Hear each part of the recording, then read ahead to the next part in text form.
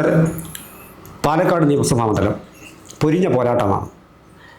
ഈ രാഷ്ട്രീയം ശ്രദ്ധിക്കുന്ന എല്ലാ പേരോടും നമുക്ക് പറയാനുള്ളത് ഒരു തവണയെങ്കിലും പാലക്കാട് പോയി ഒന്ന് ഇലക്ഷൻ ചൂട് കണ്ടേച്ച് വരണം. അത്രയ്ക്കും രസകരമായ ഒരു പോരാട്ടമാണ് നടക്കുന്നത്. തീവാറും പോരാട്ടം. സാറ് വിശദീകരിക്കണം. സാർ, ഇതിനകത്ത് ഈ പാലക്കാട് നിയോജകമണ്ഡലം എടുക്കുമ്പോഴേ അതിൻ്റെ ഒരു പ്രത്യേകത, 3 സ്ഥാനാർത്ഥികളും വ്യത്യസ്തമായ സ്വഭാവവിശേഷമുള്ള 3 പേരാണ്. ഒന്നിപ്പം രമേശ് പിഷാരടി, അദ്ദേഹം സിനിമാ രംഗത്തുനിന്ന് വന്ന ഒരാളാണ്. സിനിമാ രംഗത്തുനിന്ന് വന്നാക്ക് നിയമസഭയിൽ പോകുന്നതിന് തടസ്സമൊന്നുമില്ല. അതിൻ്റെ ഗതികേട് അനുഭവിക്കുന്ന ആളുകളാണ് ഈ കൊല്ലക്കാർ. അവിടുന്ന് മുകേഷ് മണ്ഡലിനെ അങ്ങോട്ട് വിട്ടത്. ഗുരുദാസൻ ചോദിച്ചാൽ ഈ സാധനത്തിനെ CPM-കാർക്ക് എവിടെ നിന്ന് കിട്ടിയെന്നായിരുന്നു. എന്തായാലും ഞാൻ പറഞ്ഞു വന്ന പാർട്ടിയുടെ സംഘടനാ ബലം കൊണ്ടൊക്കെ ജയിച്ചു പോയി. ഒരുപാട് സീനിയർ നേതാക്കന്മാർ ഉള്ള സ്ഥലമാണ് കൊല്ലം. അവിടുന്ന് കൊടുക്കാതാണല്ലോ മുകേഷിന് കൊടുത്തത്. പിന്നെ ഈ പറഞ്ഞ പോലെ തകർച്ചയ്ക്ക് പല പല കാരണങ്ങൾ വരുമല്ലോ, അതവിടെ നിൽക്കട്ടെ. അപ്പോൾ സിനിമാ രംഗത്ത് വന്നിട്ടുള്ളവർ പോയിട്ടുണ്ടെന്ന് പറഞ്ഞു, ഇന്നസെൻ്റ് പോയിട്ടില്ലേ. പക്ഷേ പാലക്കാട് എന്ന് പറഞ്ഞാൽ പാലക്കാട് കുറച്ചുകൂടെ പൊളിറ്റിക്കലി കോൺഷ്യസ് ആയിട്ടുള്ള ആളുകളുള്ള സ്ഥലമാണ് പാലക്കാട്. കോൺഗ്രസും ഇടതുപക്ഷവും ഒരുപോലെ ശക്തി പരീക്ഷിച്ചിട്ടുള്ള സ്ഥലമാണ് പാലക്കാട്. അവിടുത്തെ സ്ഥാനാർത്ഥി UDF-ൻ്റെ ആണെങ്കിൽ രമേശ് പിഷാരടിയാണ്. പിഷാരടി ഒരു ഫിലിം രംഗത്തുനിന്ന് വന്ന ആളാണ്. അതിനപ്പുറത്ത് അദ്ദേഹം പാലക്കാട് എന്തെങ്കിലും സാമൂഹ്യ സാംസ്കാരിക രംഗത്ത് പ്രവർത്തിച്ചായിട്ട് ചരിത്രത്തിൽ എവിടെയും രേഖപ്പെടുത്തിയിട്ടുണ്ടോ എന്ന് ചോദിച്ചാൽ എനിക്കറിയത്തില്ല. കഴിഞ്ഞ പ്രാവശ്യം കോൺഗ്രസ് തന്നെ സരിണിയായിരുന്നല്ലോ ഇടതുപക്ഷം സ്ഥാനാർത്ഥിയാക്കിയത്. അപ്പം പിന്നീട് രാഹുൽ മാങ്കൂട്ടം വന്നു. രാഹുൽ മാങ്കൂട്ടം ആളുകളൊരു കോൺഫിഡൻസൊക്കെ ഉണ്ടാക്കിയാണല്ലോ അയാൾ ജയിച്ചു വന്നത്. അപ്പോൾ ഇപ്പോൾ ഇവിടെ രണ്ടാമത് വരുന്ന മറ്റൊരു കാര്യം എന്ന് വെച്ചാൽ ഇവിടെ ഇപ്പം മത്സരിക്കുന്ന LDF-ൻ്റെ സ്ഥാനാർത്ഥി എന്ന് പറഞ്ഞാൽ KNR റഷീദ് അല്ലേ, NMR റസാഖ്. കാരണം ഇതൊന്നും പൊളിറ്റിക്സിൽ ഇല്ലാത്തതുകൊണ്ട് എനിക്ക് അറിയത്തില്ല, ഇവിടെ നിന്ന് വന്നാന്നൊന്നും നമുക്കറിയില്ലല്ലോ. അദ്ദേഹം എങ്ങനെയോ ഇവിടെ വന്ന് പെട്ട ഒരാളാണ്. എന്തായാലും ശരി, പാലക്കാട് രാഷ്ട്രീയത്തിൽ അവർക്ക് കച്ചവടക്കാരെന്നുള്ള നിലയിൽ അറിയാമെന്നുള്ളതല്ലാതെ ഒരു പൊളിറ്റിക്കൽ ലീഡറായിട്ട് ഈ റസാഖിനെ ആരും അറിയില്ല. പിന്നെ വെൽ നോൺ ആയിട്ടുള്ള ഒരാളെന്ന് പറഞ്ഞാൽ ശോഭാ സുരേന്ദ്രനാണ്. അപ്പോൾ ശരിക്കും അവിടെ ഒരു ഡീൽ നടക്കാൻ സാധ്യത ഞാൻ നോക്കിയിട്ട് LDF-ഉം UDF-ഉമായിട്ടാണ്. കാരണം 2 കൂട്ടർക്കും ഫോക്കസ് ചെയ്യുന്ന ഒരു സ്ഥാനാർത്ഥി ശോഭാ സുരേന്ദ്രനായിരിക്കും. അപ്പോൾ ഈ ശോഭാ സുരേന്ദ്രൻ എന്ന് പറയുന്ന സ്ഥാനാർത്ഥിക്ക് വളരെ ഒരു യുണീക്ക് ക്യാരക്ടറുള്ള സ്ഥാനാർത്ഥിയാണ് ശോഭാ സുരേന്ദ്രൻ. ഈ പൊളിറ്റിക്കൽ സയൻസിൽ ഗവേഷണം നടത്തുന്ന കേരള രാഷ്ട്രീയത്തെക്കുറിച്ച് പഠിക്കുന്ന കുട്ടികൾ പഠിക്കേണ്ട ഒരാളാണ് ശോഭാ സുരേന്ദ്രനാണ് ഒരു രാഷ്ട്രീയ നിരീക്ഷകൻ എന്നുള്ള നിലയിൽ എനിക്ക് തോന്നിയിട്ടുള്ളത്. ഇപ്പോൾ BJP-യിൽ 3 തരത്തിലുള്ള നേതാക്കന്മാരുണ്ട്. ഒന്ന്, BJP എങ്ങും എത്താതിരുന്നൊരു കാലത്ത് ഒരു പഞ്ചായത്ത് മെമ്പറെ പോലും മത്സരിപ്പിച്ച് ജയിക്കാൻ ബുദ്ധിമുട്ടാണ് എന്നറിയുന്ന കാലഘട്ടത്തിൽ BJP-ക്കാരെ ആളുകൾ അവജ്ഞയോടെ കണ്ടിരുന്നൊരു കാലഘട്ടത്തിൽ ഈ പ്രസ്ഥാനവുമായിട്ട് നടന്ന കുറേ ആളുകളുണ്ട് BJP-യിൽ. അവരെ നമുക്ക് മറക്കാനൊക്കത്തില്ല. ചില ആളുകൾ ചില കുഴപ്പങ്ങളിലൊക്കെ ചെന്ന് വിട്ടു, അവരുടേതായ സ്വയം കൃതാനർത്ഥം കൊണ്ട് ചില കുഴപ്പങ്ങളൊക്കെ ഉണ്ട്, അതിനെക്കുറിച്ചൊന്നും ഞാൻ മറക്കുന്നില്ല. എങ്കിലും അങ്ങനെ ഒരു വിഭാഗം ആളുകൾ BJP-യിൽ ഉണ്ട്. ചിലരൊക്കെ നിശബ്ദരായിട്ട് ഇന്നും കഴിഞ്ഞുകൂടുന്നുണ്ട്. എനിക്ക് പലരും വ്യക്തിപരമായിട്ട് അറിയാൻ വേണ്ടി ഞാൻ പേര് പറയുന്നില്ലെന്നേ ഉള്ളൂ. അപ്പോൾ ചിലരൊക്കെ, ഇപ്പോൾ ഉദാഹരണത്തിന് എൻ്റെ ഒരു അടുത്ത സുഹൃത്ത്, അദ്ദേഹം KG മാരാരുടെ കൂടെ താമസിക്കാൻ, അന്നത്തെ യുവമോർച്ചയുടെ സംസ്ഥാന സെക്രട്ടറി ആയിരുന്നു. പേര് പറയുന്നത് ശരിയല്ലാത്തതുകൊണ്ടാണ് പേര് പറയാത്തത്. അദ്ദേഹത്തിന് ഇന്ത്യൻ എയർപോർട്ട് അതോറിറ്റിയിൽ ജോലി കിട്ടിയപ്പോൾ മാരാർ പറഞ്ഞു, കുഞ്ഞെ നീ രാഷ്ട്രീയത്തിനായിട്ട് സമയം കളയണ്ട, നിൻ്റെ കുടുംബം നോക്കണം, നീ പോയി ജോയിൻ ചെയ്യണം എന്ന് പറഞ്ഞു. പിന്നെ അദ്ദേഹം തിരുവനന്തപുരം എയർപോർട്ട് മാനേജരായിട്ട് നിയമിതനാകുകയും ചെയ്തു. അദ്ദേഹം എയർപോർട്ട് മാനേജരായിട്ട് നിയമിതനായപ്പോൾ അദ്ദേഹം പറയുന്നത് BJP നേതാക്കന്മാരിൽ പലരും അദ്ദേഹത്തിന് വളരെ തിക്തമായ അനുഭവം ഉണ്ടായിട്ടുണ്ട് എന്ന് പറയുന്നു. അതിലേക്ക് ഒന്നും ഞാൻ പോകുന്നില്ല, ഞാൻ പറഞ്ഞു വന്നതിൻ്റെ ഒരു കാര്യം സാന്ദർഭികമായിട്ട് ഞാൻ പറഞ്ഞതേ ഉള്ളൂ. അപ്പോൾ അങ്ങനെ ആദ്യകാലത്ത് ഉണ്ടായിരുന്ന ഒരു പറ്റം നേതാക്കന്മാർ ഇന്നും BJP-യിൽ തുടരുന്നവരുണ്ട്. 2014 ശേഷം BJP സജീവമാകുന്നു, മോദി എഫക്റ്റ് കേരളത്തിലേക്ക് വരുന്നു എന്നറിഞ്ഞപ്പോൾ BJP-യിലേക്ക് വന്ന ആളുകളുണ്ട്. അവർ മോദിയുടെ വ്യക്തിത്വത്തിൽ ആകർഷകരായി വന്നവരാണ്, മോശക്കാരൊന്നുമല്ല. അത്തരം ആളുകളുമുണ്ട്. പിന്നെ ഇപ്പോൾ ഉള്ള ആളുകൾ, ഇപ്പോൾ BJP ഒരു കോർപ്പറേറ്റ് മാനേജ്മെൻറ്റ് സംവിധാനത്തിലേക്ക് നീങ്ങിയപ്പോൾ ഈ കോർപ്പറേറ്റ് മാനേജ്മെൻറ്റ് സംവിധാനത്തിൽ നല്ല പ്ലേസ്മെൻറ്റ് നോക്കി വന്ന ഡയറക്ടർ റിക്രൂട്ട്മെൻറ്റ് വന്ന ആളുകളാണ്. അവർക്ക് സീനിയോറിറ്റി ഒന്നും ബാധകമല്ല. അവർക്ക് ഏറ്റവും വലിയ ക്വാളിഫിക്കേഷൻ അവരുടെ ബാങ്ക് അക്കൗണ്ടാണ്. ഒരുമാതിരി നല്ല ബാങ്ക് അക്കൗണ്ട് ഉണ്ടെങ്കിൽ സുഖമായിട്ട് വന്ന് രാഷ്ട്രീയം കളിക്കാൻ പറ്റുന്ന ഒരു രംഗം ഇപ്പോൾ കോർപ്പറേറ്റ് സിസ്റ്റത്തിലുണ്ടായിട്ടുണ്ട്. ഇതാണ് BJP-യുടെ സ്ഥിതി. ഞാനിത് പറയാനുള്ള കാരണം, ഈ പാലക്കാട്ടെ സ്ഥാനാർത്ഥി ശോഭാ സുരേന്ദ്രൻ, ഞാൻ ആ സ്ഥാനാർത്ഥിയെക്കുറിച്ച് പഠിച്ചിട്ടുള്ള ആളാണ്. അവർ ബാലഗോകുലത്തിൽ ആണ് പ്രവർത്തനം തുടങ്ങുന്നത്. അവിടുന്ന് ഘട്ടം ഘട്ടമായിട്ടാണ് പിന്നെ മഹിളാ മോർച്ച, പിന്നെ ഇങ്ങനെ ഓരോ ഘട്ടമുണ്ടല്ലോ, ബി ജെ പിയുടെ പല സെക്ടറുകളുണ്ടല്ലോ, അതിലൂടെ കടന്നു വന്ന ഒരു സ്ഥാനാർത്ഥിയാണ് അവർ. ഈ പിന്നെ ശോഭാ സുരേന്ദ്രൻ എന്ന് പറയുന്ന സ്ത്രീയെ വ്യതിരിക്തമായി ഞാൻ അടയാളപ്പെടുത്തുന്നത് എന്താണെന്ന് ചോദിച്ചാൽ, അവരെവിടെല്ലാം മത്സരിച്ചിട്ടുണ്ടോ അവിടെ എല്ലാം ഭൂരിപക്ഷം വർദ്ധിപ്പിച്ചിട്ടുണ്ട്. ബി ജെ പിയിൽ അതേ കഴിവ്, ജയിക്കാൻ പറ്റില്ല. ഉദാഹരണത്തിന് ഗൗരിയമ്മ എടുക്കാം, CPM-ൻ്റെ ഗൗരിയമ്മ സ്ഥിരമായിട്ട് നിന്ന സ്ഥലം അരൂരാണല്ലോ, അല്ലേ? അപ്പോൾ അതുപോലെ തന്നെ ഇപ്പോൾ CPM-ൻ്റെ നേതാവിനെ എടുത്താൽ ഒന്നി ധർമ്മടം, അല്ലെങ്കിൽ തലശ്ശേരി, ഇങ്ങനെയൊക്കെയല്ലേ അവർക്ക് പറയാനൊക്കത്തുള്ളൂ. മുസ്ലിം ലീഗിൻ്റെ നേതാക്കന്മാരെ എടുത്താൽ കൊണ്ടോട്ടി, മലപ്പുറം, മഞ്ചേരി, അവിടെയൊക്കെയല്ലേ അവർ മത്സരിക്കും. അവർ തിരുവനന്തപുരത്ത് മത്സരിക്കുമോ? അതല്ലെങ്കിൽ കോഴിക്കോട്ടോ എറണാകുളത്തോ പത്തനംതിട്ടയിലോ പോയി അവർ മത്സരിക്കും. അവരുടെ സ്ഥിരം കോൺസ്റ്റിറ്റ്യുവൻസിയാണ്. കേരളത്തിൽ എവിടെ വിട്ടാലും ഭൂരിപക്ഷം വർദ്ധിപ്പിക്കുന്ന ഒരു സ്ഥാനാർത്ഥി മാത്രമേ കേരള രാഷ്ട്രീയത്തിലുള്ളൂ. അത് ശോഭാ സുരേന്ദ്രൻ തന്നെയാണ്. അത് ഞാൻ സാർ അത് പഠിക്കണം, അതിനെക്കുറിച്ച് ഞാൻ പഠിച്ചിട്ടാണിത് പറയുന്നത്. പുരുഷന്മാരായാലും ശരി, സ്ത്രീ ആയാലും ശരി, എവിടെ ശോഭാ സുരേന്ദ്രനെ നിർത്തിയാൽ അവരുടെ ഭൂരിപക്ഷം വർദ്ധിപ്പിച്ചിട്ടുണ്ട്. അപ്പം ഞാൻ അതിന് ഇത് ഞാൻ ഗവേഷണം ചെയ്യുന്നൊരു വിഷയം എന്നുള്ള നിലയിലാണ് സാറിൻ്റെ പറയുന്നത്. ഞാൻ ഓരോ നേതാക്കന്മാരെയും പഠിക്കും, അവരുടെ സ്ട്രെങ്തും വീക്ക്നെസ്സും ഓപ്പർച്യൂണിറ്റീസും അവർ നേരിടുന്ന തെട്ടുമൊക്കെ പഠിച്ചു വെച്ചിരിക്കുന്ന ഒരാളാണ് ഞാൻ. അത്യാവശ്യം പ്രധാനപ്പെട്ട നേതാക്കന്മാരുടെയൊക്കെ അതിനകത്ത് കോൺഗ്രസും കമ്മ്യൂണിസ്റ്റും പിന്നെ BJP എല്ലാം ഉണ്ട്. ഇവരാദ്യം ഞാൻ മനസ്സിലാക്കുന്നത് 2004 വടക്കാഞ്ചേരിയിലാണ് മത്സരിക്കുന്നത്. അന്നത്തെ വടക്കാഞ്ചേരിയിലെ തെരഞ്ഞെടുപ്പ് കത്തിയെന്ന് നിൽക്കുന്ന ഒരു തെരഞ്ഞെടുപ്പാണ്. കരുണാകരൻ്റെ മകൻ K. മുരളീധരൻ വിദ്യുശക്തി മന്ത്രിയായിട്ട് നിന്ന് നേരിട്ട് തെരഞ്ഞെടുപ്പിൽ മത്സരിക്കുകയാണ്. AC മൊയ്തൻ CPM സ്ഥാനാർത്ഥി, ശോഭാ സുരേന്ദ്രൻ അവിടെ BJPയുടെ സ്ഥാനാർത്ഥിയായിട്ട് വന്നു. കരുണാകരൻ അറിയാമല്ലോ, ഈ BJP സ്ഥാനാർത്ഥി വോട്ട് പിടിക്കുന്നത് കോൺഗ്രസിൻ്റെ ആയിരിക്കും. ശക്തമായ പ്രഷർ വന്നു ഇവരെ സ്ഥാനാർത്ഥിത്വത്തിൽ നിന്ന് മാറ്റാനായിട്ട്. എത്ര ലക്ഷം വേണമെങ്കിലും അന്ന് കരുണാകരൻ കൊടുക്കാൻ തയ്യാറുമായിരുന്നു എന്നാണ് ഞാൻ മനസ്സിലാക്കുന്നത്. പക്ഷേ അവർ മത്സര രംഗത്ത് ഉറച്ചു നിന്നു. 10+10,000-ലധികം വോട്ട് അവർക്കവിടെ അന്ന് കിട്ടുകയും ചെയ്തു. അതിന് തൊട്ട് മുമ്പ് നിന്ന സ്ഥാനാർത്ഥി കിട്ടിയത് 4,000 വോട്ടാണ്. അത് എത്ര വർദ്ധിച്ചു നോക്കണം. K. മുരളീധരൻ മത്സരിക്കുന്ന ഒരു മത്സരത്തിലിറങ്ങി ഹിന്ദുവോട്ടല്ലേ പിടിക്കാനൊക്കെ ഉള്ളൂ. K. മുരളീധരൻ കരുണാകരൻ്റെ മകനും ഗുരുവായൂരപ്പൻ്റെ ഭക്തനല്ലേ കരുണാകരൻ. അവിടെ നിന്ന് 10,000 വോട്ട് അവർ വർദ്ധിപ്പിച്ചു. പിന്നീട് വന്നത് 2006 നേരെ വടക്കാഞ്ചേരി തോന്നുന്ന പൊന്നാനിയിലേക്കാണ്. വല്ല ബന്ധമുണ്ടെന്ന് ആലോചിക്കണം. പൊന്നാനിയിൽ അവർ മത്സരിക്കുമ്പോൾ 13+13,000-ലധികം വോട്ട് പിടിച്ചു. അന്ന് ഇടതുപക്ഷത്തിൻ്റെ പാലോടി മുഹമ്മദ് കുട്ടിയാണ്. അപ്പോൾ ഇത് ഞാൻ പറഞ്ഞ വോട്ടിൻ്റെ വ്യത്യാസം വരുന്നത്. അപ്പോൾ 10,000-ൽ നിന്ന് പൊന്നാനി പോയപ്പം അത് 13,000-ആയിട്ട് കുറച്ച് ഒരു ബന്ധവുമില്ലാത്ത ഒരു കോൺസ്റ്റിറ്റ്യുവൻസിയാണ് വരുന്നത്. 2009 എറണാകുളത്ത് മത്സരിക്കുക. അന്ന് ഡൊമിനിക് പ്രസൻറ്റേഷനാണെന്ന് അവിടെ തിരഞ്ഞെടുക്കപ്പെട്ടത്. അവിടെയും അവരുടെ കരുത്ത് തെളിയിച്ചു.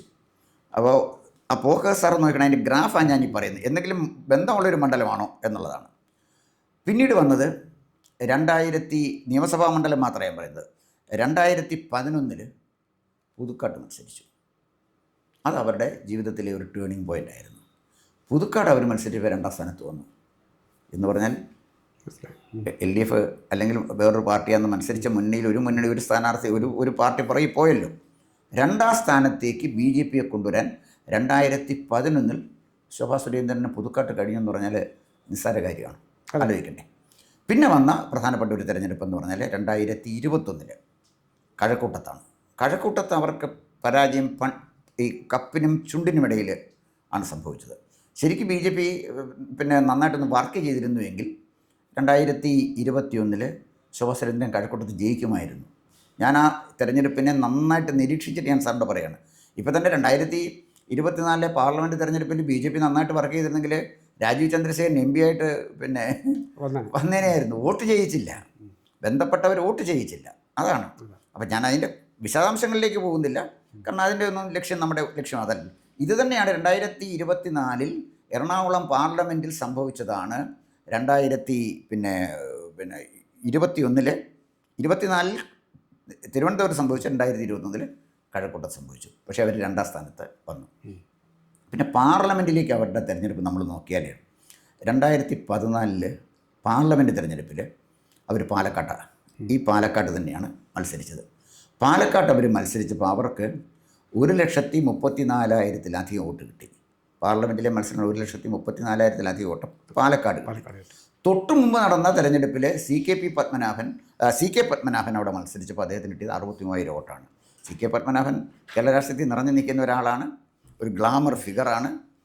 വലിയ പിന്നെ കമ്മ്യൂണിസ്റ്റ് കുടുംബത്തിൽ നിന്ന് വന്ന ആളാണ്. എല്ലാവർക്കും സുപരിചിതനായ ഒരു നേതാവ്. അല്ലെങ്കിൽ ഫയർ ബ്രാൻഡ് വലിയ പ്രാസംഗികനുമാണ്. അദ്ദേഹത്തിന് 63,000 വോട്ട് കിട്ടിയ സ്ഥലത്താണ് 1,36,000 വോട്ട് 2014 ശോഭാ സുരേന്ദ്രൻ വരുന്നത്. ഇവിടെ പാലക്കാട്ട് നേരെ ശോഭാ സുരേന്ദ്രനെ പാർട്ടി ട്രാൻസ്ഫർ ചെയ്യുന്നത് 2019 ആറ്റിങ്ങിലേക്കാണ്. പാലക്കാട് ഒരു കറ്റത്ത് കിടക്കുന്നു, വടക്കേറ്റത്ത് കിടക്കുന്ന പാലക്കാട് തെക്കേ അറ്റത്തുള്ള ആറ്റിങ്ങിലേക്ക് പറഞ്ഞു വിടുകയാണ്. ഇമ്മീഡിയറ്റ് ട്രാൻസ്ഫറാണ്. നേരെ 2019 അവർ പാലക്കാട് വരുന്നു.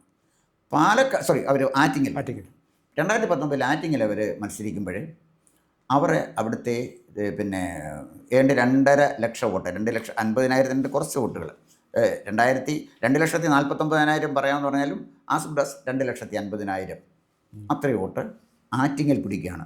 ആറ്റിങ്ങൽ സാറിന് അറിയാമല്ലോ, കോൺഗ്രസിൻ്റെ കോട്ടയല്ലേ ആറ്റിങ്ങൽ, CPM-ൻ്റെ കോട്ടയല്ലേ ആറ്റിങ്ങൽ. അനിരുദ്ധൻ നിന്ന് മത്സരിച്ച സ്ഥലമാണ്, സമ്പത്ത് ജയിച്ച സ്ഥലമാണ്, വക്കം പുരുഷോത്തമൻ്റെ സ്ഥലമാണ്. ഇതൊക്കെ ആറ്റിങ്ങൽ കൊച്ചൊരു കാര്യമല്ലല്ലോ. വയലാറിൽ വിജയിച്ച സ്ഥലമാണ്. അപ്പോൾ ആറ്റിങ്ങലിൻ്റെ പ്രത്യേക കൾച്ചറുള്ള സ്ഥലം, പൊളിറ്റിക്കൽ കൾച്ചറുള്ള സ്ഥലമാണ്. അവിടാണ് BJPയുടെ സ്ഥാനാർത്ഥിയായിട്ട് 2.5 ലക്ഷത്തോളം വോട്ട്, 500 വോട്ടിൻ്റെ വ്യത്യാസത്തിൽ അവർ ജയിക്കും. അതിന് തൊട്ട് മുമ്പ് 2014 അവിടെ നിന്നത് എൻ്റെ ഓർമ്മ ഗിരിജാകുമാരി സംതിങ് അങ്ങനെ ഒരാളാണ്. ഗിരിജാകുമാരി അവിടെ പിടിച്ചത് 90,000 വോട്ടാണ്.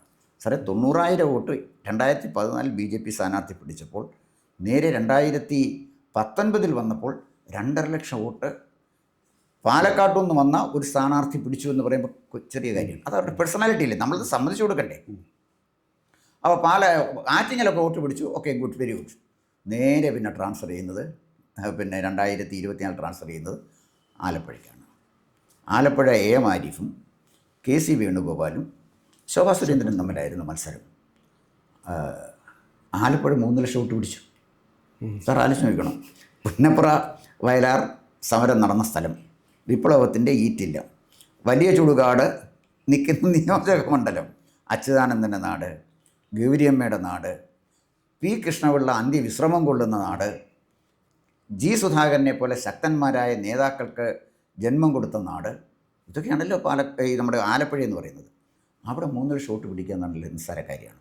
KC വേണുഗോപാൽ അല്ലായിരുന്നു സ്ഥാനാർത്ഥിയെങ്കിൽ ഡെഫിനറ്റായിട്ട് ശോഭാ സുരേന്ദ്രൻ പാർലമെൻറ്റിലേക്ക് പോവുകയാണ്. KC വേണുഗോപാൽ കാരണം അവിടെ പല പ്രാവശ്യം MP ആയിട്ടിരുന്ന ആളാണ്, മന്ത്രിയായിട്ടിരുന്ന ആളാണ്. ഒരുപാട് പണം അന്ന് ആലപ്പുഴ ഒഴുകിയെത്തി. പിന്നെ വലിയ സ്വാധീനമുള്ള ആളുകളെ പലരുമൊക്കെ എല്ലാവരും പേഴ്സണലായിട്ട് അറിയാമല്ലോ. അവിടുത്തെ ആലപ്പുഴയുമായിട്ട് നല്ലപോലെ അറിയാവുന്ന ആളാണല്ലോ അദ്ദേഹം. അപ്പം അതുകൊണ്ട് അദ്ദേഹത്തിന് വളരെ പെട്ടെന്ന് ആലപ്പുഴ പ്രവർത്തനം നടത്താൻ പറ്റുമെന്ന് ശോഭാ സുരേന്ദ്രനത് കഴിഞ്ഞില്ല. ഇപ്രാവശ്യം ശോഭ പാലക്കാടാണ് മത്സരിക്കുന്നത്. പാലക്കാട് ഞാൻ കാണുന്നൊരു പ്ലസ് പോയിൻ്റ്, KC വേണുഗോപാലിനെ പോലെ ശക്തനായ ഒരു രാഷ്ട്രീയ പ്രതിയോഗി അവർക്കവിടെ ഇല്ല UDFൻ്റെ ഭാഗത്തു നിന്ന്. AM ആരിഫ് CPM-ൻ്റെ കേഡറിൽ നിന്ന് വന്ന ആളാണ്. അദ്ദേഹം DYFI പിന്നെ അതുപോലെ തന്നെ SFI ആ ഒരു ഇതിൽ വന്ന ആളാണ്. പിന്നെ ആലപ്പുഴക്കാരനാണ്, അവിടെ സുപരിചിതനായ ആളാണ്. AM ആരിഫിന് അവിടെ അദ്ദേഹത്തിൻ്റെതായ ഒരു ജനസമ്മതി ഉണ്ടല്ലോ. പക്ഷേ പാലക്കാട്ടേക്ക് വരുമ്പോൾ NMR റഷീദില്ലേ സാറേ, റസാഖ് NMR റസാഖ് പക്ക ബിസിനസ്സുകാരൻ. അദ്ദേഹത്തിന് ബിരിയാണി ബിസിനസ് സംതിങ് അങ്ങനെയാണ്, നല്ല സമ്പന്നനായ ഒരാളാണ്. അദ്ദേഹമാണ് അവിടെ മത്സരിക്കുന്നത്. അപ്പോൾ അവരുടെ പ്രതിയോഗികളും ശോഭാ സുരേന്ദ്രനുമായിട്ട് ഞാൻ കണക്ട് ചെയ്യുമ്പോൾ അവർ നടത്തിയ യുദ്ധങ്ങളിൽ, അതായത് അവർ ലോകമഹായുദ്ധങ്ങളിൽ പങ്കെടുത്ത ഒരാൾ ഇപ്പം നടത്തുന്നത് ഒരു അടിപിടി കേസ് പോലൊരു കാര്യത്തിലാണ്. അതാണ് സത്യത്തിന് നടക്കുന്നത്. പിന്നെ ഇലക്ഷനാണ്, ഞാൻ അതിനെക്കുറിച്ചൊന്നും പറയുന്നില്ല. പക്ഷേ ഞാൻ നോക്കുമ്പോൾ പാലക്കാട് ശോഭാ സുരേന്ദ്രന് വലിയ വിജയസാധ്യതയാണ് ഞാൻ കാണുന്നത്. കാരണം ഞാൻ ഈ പറഞ്ഞത് വെച്ച് നോക്കുമ്പോൾ അവരുടെ ഒരു ട്രാക്ക് റെക്കോർഡ് അല്ലെങ്കിൽ അടുത്തൊരു ട്രാക്കിലേക്ക് അവർക്ക് പോകാൻ കഴിയും. അവരുടെ ഗ്രാഫ്, ഞാൻ പറഞ്ഞ ആ ഗ്രാഫിൻ്റെ ഇത് നോക്കിയാൽ നമുക്കത് മനസ്സിലാക്കാൻ പറ്റും. കേരളത്തിലെ ഏതെങ്കിലും ഒരു രാഷ്ട്രീയ പാർട്ടിയിലെ പുരുഷനോ സ്ത്രീയോ ആയ ഒരു രാഷ്ട്രീയ നേതാവിന് ഇത്തരം ഒരു ട്രാക്ക് റെക്കോർഡ് ഉണ്ടോ സാറിന് പറയാമോ? ഇല്ല. അല്ല, എനിക്കറിയാൻ പറ്റില്ല. ഇനി വരാനുണ്ടെങ്കിൽ നമ്മൾ ഡിസ്കഷൻ പറഞ്ഞാൽ. ഇല്ല, ഞാൻ പിന്നെ ഈ സ്ഥിരമായ ഒരു മണ്ഡലം നോക്കാതെ കേരളത്തിനുടനീളം സഞ്ചരിച്ച് മത്സരിച്ച ആൾക്കാരുണ്ട്. പക്ഷേ അതിൽ നിന്ന് വ്യത്യസ്തമായി ഞാൻ തന്നെ ഇതിനെക്കുറിച്ച് പിന്നെ ചില വീഡിയോകൾ ചെയ്തിരുന്നു. അപ്പം അതിനകത്ത് ഇനി എനിക്കൊരഭിപ്രായമുള്ളതെന്ന് പറയുന്നത്, ഇത്തരത്തിലുള്ള ഒരു വനിത നിയമസഭയിൽ എത്തേണ്ടതാണ്. ആലോചിച്ചോട്ടെ, അത് പിന്നെ BJP കാരിയാണെങ്കിലും കോൺഗ്രസ്സുകാരിയാണെങ്കിലും CPM കാരിയാണെങ്കിലും, അതായത് പിന്നെ ഇവരെ ഈ പാർട്ടിയുടെ വോട്ട്, സാർ ഈ പറഞ്ഞതിന് ഒരു മറുവശം ഞാൻ പറയാം. കാരണം ചില ഈ കേരളം ഉടനീളം നടന്ന് താൻ വിശ്വസിക്കുന്ന പ്രസ്ഥാനത്തിന് വേണ്ടി വോട്ടുകൾ വർദ്ധിപ്പിച്ചു കൊടുക്കുക എന്ന് പറയുന്ന ഒരു വലിയ കാര്യമാണ് അവർ ആ സ്ത്രീ ചെയ്തിട്ടുള്ളത്. അപ്പോൾ സ്ത്രീ പുരുഷനാവട്ടെ. അപ്പോൾ ഒരുപക്ഷെ എം വി രാഘവൻ കണ്ണൂർ വിട്ട് കേരളത്തിലെ പല സ്ഥലങ്ങളിൽ ചെന്ന് പോകുമ്പോൾ ഈ CMP എന്ന് പറയുന്ന പിന്നീട് അദ്ദേഹം രൂപീകരിച്ച പാർട്ടിക്ക് ആദ്യകാലങ്ങളിൽ അത് CPM അതിൻ്റെ ബെനിഫിറ്റ് എടുത്തിരുന്നു. പിന്നെ ഈ CMP എന്ന് പറയുന്നത് കേരളത്തിൻ്റെ പല മുക്കിലും മൂലയിലൊക്കെ വളർത്താൻ അദ്ദേഹത്തിൻ്റെ വരവ് പിന്നെ ഇടയൊരുക്കിയിട്ടുണ്ട്. അതിലും ഭംഗിയായിട്ട് ശോഭാ സുരേന്ദ്രൻ കൃത്യമായി തന്നെ ഇപ്പോൾ സാർ പറഞ്ഞ സ്ഥലങ്ങളെല്ലാം നോക്കിയാൽ കേരളത്തിൻ്റെ 4 മൂലയിൽ പോയിട്ട് ഈ പ്രസ്ഥാനത്തിൻ്റെ വോട്ട് വർദ്ധിപ്പിച്ചു. ഇനി ആ ദൗത്യം മറ്റാരെങ്കിലും ഏറ്റെടുക്കുകയും അവരെ മത്സരിപ്പിച്ച് നിയമസഭയിലേക്ക് എത്തിപ്പിക്കേണ്ട ഒരു ചുമതല അവിടുത്തെ ജനങ്ങൾക്കാണ്. അതാണ് എനിക്ക് വ്യക്തിപരമായ, അതിന് പിന്നെ ശോഭ എന്നുള്ളതല്ല, ഏത് പാർട്ടിയിലാണെങ്കിലും ഇങ്ങനെ ഓടി നടന്ന് വോട്ട് വിഹിതം വർദ്ധിപ്പിക്കുന്ന മറ്റ് സമാനമായ ഒരാളെ നമുക്ക് കാണാൻ തൽക്കാലം ഇല്ല. അപ്പോൾ സ്വാഭാവികമായിട്ട് ഇനി അവരുടെ വേദി എന്ന് പറയുന്നത് ഈ സ്വരം മുഴങ്ങി കേൾക്കേണ്ടത് നിയമസഭയിലാണ്. വാസ്തവത്തിൽ അങ്ങനെ ഒരു വ്യക്തിപരമായ അഭിപ്രായം എനിക്കുണ്ട്. സാറേ, അതിനകത്ത് ഇത്രയും മാത്രം ട്രാക്ക് റെക്കോർഡുള്ള ഒരാൾ, അവിടുത്തെ ജനങ്ങളുടെ പ്രശ്നങ്ങൾ അറിയാവുന്ന ഒരാൾ. അതെ. ഇപ്പം ഈ പിന്നെ ഇദ്ദേഹം ജയിച്ചു വന്നാലും, നമ്മുടെ പിന്നെ രമേശ് പിഷാരടി ജയിച്ചു വന്നാലും അദ്ദേഹത്തിൻ്റെ വരുമാന മാർഗം എന്ന് പറയുന്നത് സിനിമയല്ലേ? അതെ അല്ലേ? സിനിമയിലില്ലാതെ നമുക്ക് അദ്ദേഹത്തിന് നിൽക്കാൻ പറ്റില്ലല്ലോ. ഇപ്പോൾ സുരേഷ് ഗോപി അദ്ദേഹത്തിൻ്റെ ഫുൾ ടൈം പൊളിറ്റീഷ്യൻ ആവാൻ പറ്റില്ല. വളരെ പ്രധാനപ്പെട്ട, അദ്ദേഹത്തിന് ഇത് വേണ്ടെന്ന് പറഞ്ഞതാണ്. കാരണം കോൺസ്റ്റിറ്റ്യുവൻസിയിൽ അങ്ങനെ കോൺസെൻട്രേറ്റ് ചെയ്യാൻ പറ്റില്ല. ജനങ്ങളുടെ പ്രശ്നങ്ങൾ അത് പരിഹരിക്കണമെങ്കിൽ, സാധാരണക്കാരനെ അപ്രോച്ച് ചെയ്യണമെങ്കിൽ എപ്പോഴും ജനങ്ങളുടെ ഇടയിൽ നിൽക്കുന്ന, അത് പാർട്ടി ഏതുമായിക്കോട്ടെ, അത് LDF UDF എന്നൊന്നുമല്ല, പാർട്ടി ഏതുമായിക്കോട്ടെ, അത്തരം ഒരാളിനെ തിരഞ്ഞെടുത്ത് വിടുന്നതാണ് എവിടെയായാലും നല്ലത്. അത് കമ്മ്യൂണിസ്റ്റ് പാർട്ടി ആയാലും കോൺഗ്രസ് ആയാലും ശരി. ജനങ്ങൾക്ക് അപ്രോച്ചബിളായിട്ടുള്ള സ്ഥാനാർത്ഥി ജയിക്കുന്നതായിരിക്കും എപ്പോഴും ജനകീയ പ്രശ്നങ്ങൾ പരിഹരിക്കാൻ നല്ലത്. ഞാൻ സാറിപ്പോൾ എം വി രാഘവൻ്റെ കാര്യം പറഞ്ഞപ്പോൾ, എം വി രാഘവന് UDFൻ്റെ പിന്തുണ ഉണ്ടായിരുന്നു. UDF ജയിച്ച് ഭരിച്ച ഒരു മുന്നണി സംവിധാനത്തിലാണ് എം വി രാഘവൻ പോയത്. എം വി രാഘവൻ പകരം XOR Y പോയാലും ഇങ്ങനൊരു പാർട്ടിയായിട്ട് പോയാൽ UDFൻ്റെ പിന്തുണ ഉണ്ടെങ്കിൽ സാധിക്കാവുന്ന കാര്യമുള്ളൂ. ഇത് BJP ആണ്. BJPയിൽ ആദ്യം താമര വിരിഞ്ഞത് നേമത്താണ്.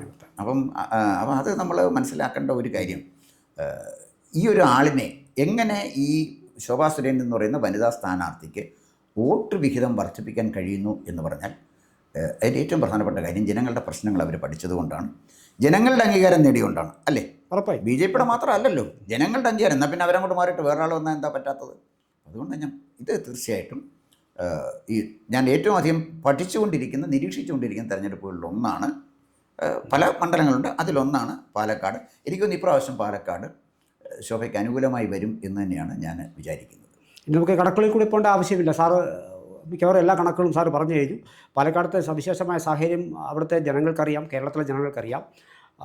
എന്തായാലും ഇതാണ് പൊതുവേ ഉള്ള, പിന്നെ നമുക്ക് പ്രവചനങ്ങൾക്ക് നമ്മളില്ല. അതെ, സാഹചര്യങ്ങൾ ചൂണ്ടുന്നത് ഈ ഭാഗത്തേക്കാണ്. അതാണ് നമുക്ക് പറഞ്ഞു നിർത്താൻ കഴിയുന്നത്. തീർച്ചയായും അത്രയേ ഉള്ളൂ. കൂടുതൽ വാർത്തകളും വിശേഷങ്ങളും നേരിട്ട് ലഭിക്കാൻ ജനങ്ങളിൽ നിന്ന് ജനങ്ങളിലേക്ക് ജനഭൂമി ന്യൂസ് സബ്സ്ക്രൈബ് ചെയ്യൂ. ബെൽ ബട്ടൺ അമർത്താനും മറക്കരുത്.